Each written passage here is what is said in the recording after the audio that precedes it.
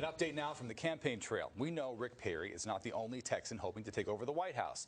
But CBS 19's Austin reporter Jennifer Black shows us Ron Paul supporters say he gets no respect.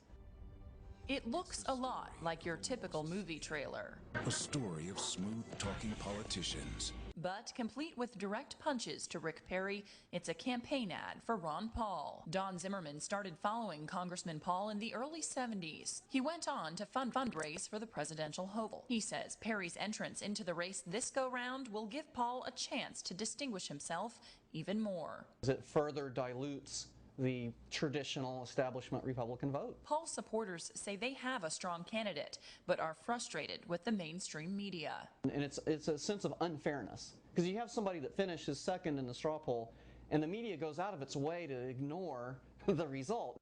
Ross Ramsey is the managing editor of the Texas Tribune.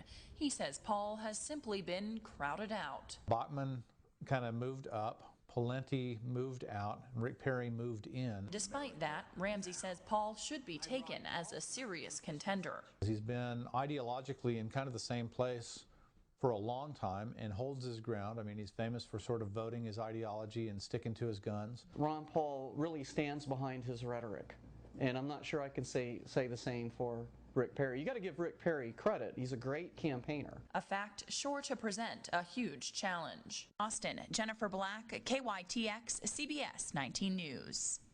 Ron Paul's TV ad hit the airwaves in Iowa and New Hampshire this week.